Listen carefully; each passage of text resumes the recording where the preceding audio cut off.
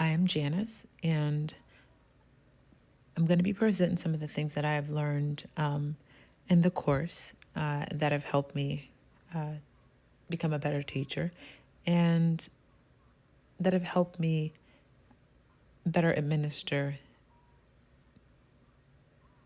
MISCU analysis, the Burke Reading Inventory. All right, so one of the first things we have to do is understand the reader. The Burke Inventory, the Burke Reading Inventory is especially important if we're going to understand the reader. You get to know what his or her experiences are with reading, who taught that kid to read. We get to find out background information about the student's families. So once professionals concerned with reading have developed MISCU analysis techniques, they will never again listen to readers in the same way they did in the past.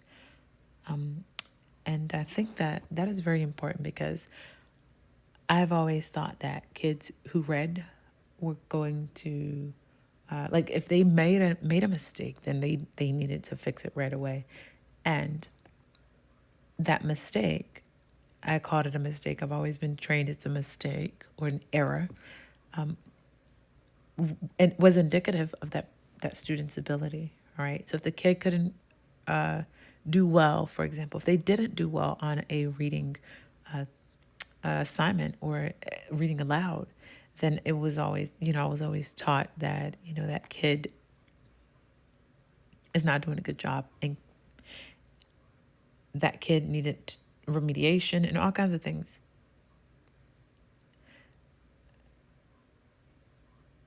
The reading interview gives us insight into that, who the kid is and what his or her experiences are before we get into reading, right? And before that kid ever gets to read for me or anyone else, gives us a lot of information, right?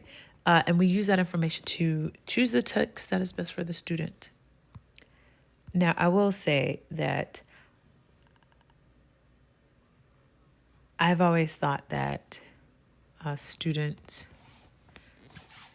needed the extra help because they were struggling, because they didn't know what they were doing. And so I guess today, right, I'm a totally different, like I hear things differently when I'm told something, when I am dealing with students. And so I'll go back here. So Freeman recommends that we get our kids to read more, but how do we do that, right? How do we get our kids to read more? Well, we give them materials that they are interested in. And some of those things we find out through the reading interview. But now here's something that made me laugh. My kid, obviously, is the one that I use for the MISCU analysis. And here's some things that made me laugh, okay? First of all, she says that, so when she's reading and she comes to something that she doesn't know, I ask, what do you do? She says, I try to sound it out. I don't know about this question. I will say this, that the question is kind of, it needs to be clarified, because when you come to, when you're reading and you come to something you don't know, what do you do? Well, that just depends on what exactly it is. Is it a word that the student doesn't know, or is it a concept, right, or an idea? And because it doesn't clarify it, I think most kids are like, because we're talking about reading, when you're reading and you come to something you don't know, they automatically think we're talking about just one word and not a group of words. But I'll move on. So I asked her, who's a good reader? And she says her sister. And what makes her a good reader? And she says that she takes her time. She doesn't rush through things. And I love when she says, when number 5 and number 8 here, she says, and I'll go in for it. When Haley comes to something that she doesn't know, for example, or that gives her trouble, what do you think she does? And she's like, she cries and asks you for help. And that was hilarious because, her sister like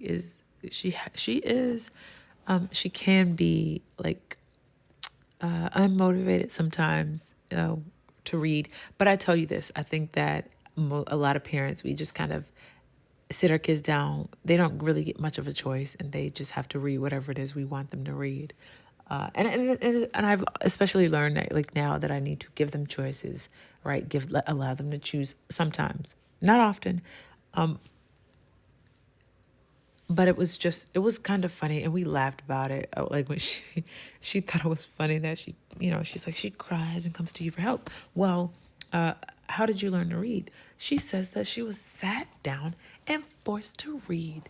Okay, I will say this. I did make the kids read, but that's just because it was a requirement. I don't think that she was forced to read, but I'm not on trial here, so but I did require her to do her part. And so she's read. I had to read Outliers, and that's one of the most difficult books that she's read, according to her.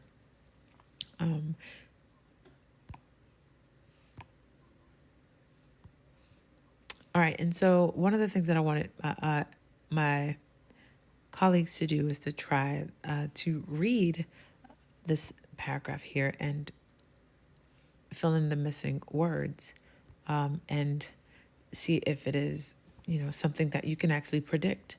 I also saw activities where you would, like, all the letters are missing and you fill in those missing letters and see if you can read it and make it make sense. Well, I thought this was a little more human friendly.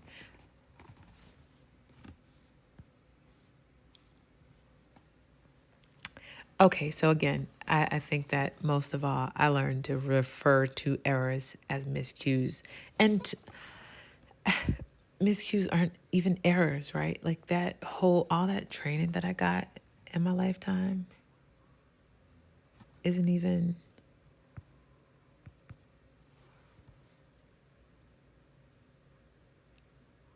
I guess, relevant today, right?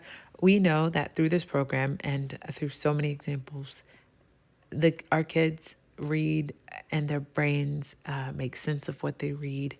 They look at the shapes of words. They look at the context when they're reading, and they don't even know it. And I realize that my reader does that as well. She looks at the context of the sentences sometimes when she's not rushing, right? Because she likes to rush through things sometimes, and she misses the meaning of those words.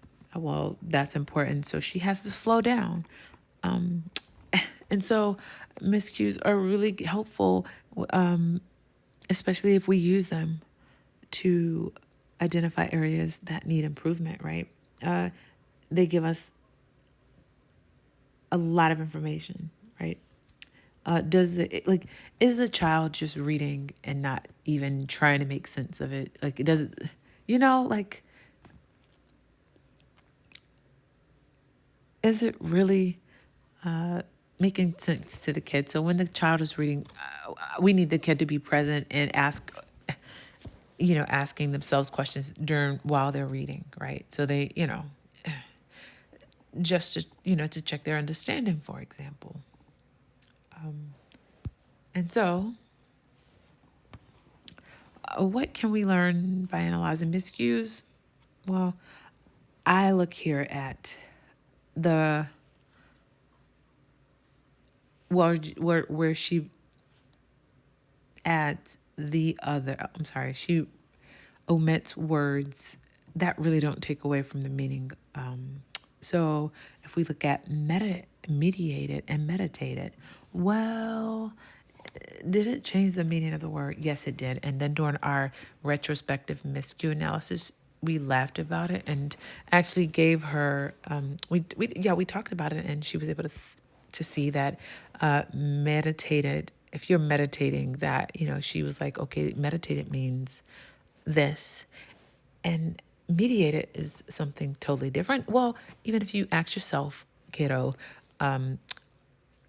does this make sense? You would have known that meditated would, it didn't make sense when she read it, but she kept going. And so she's got to slow down again, go back to these words, and doesn't make sense to the reader, to her. And she's going to have to take some time to figure that out. And so I look at things like agreement and argument. Now, I will say this. Arguments, doesn't really change the meaning of the word, because an argument is sometimes to get someone to agree with you. You can write an argument that supports something. So it's kind of, for me, it's a little iffy, but I gave the kid, I said, it doesn't really take away from the meaning of the passage. So in the passage.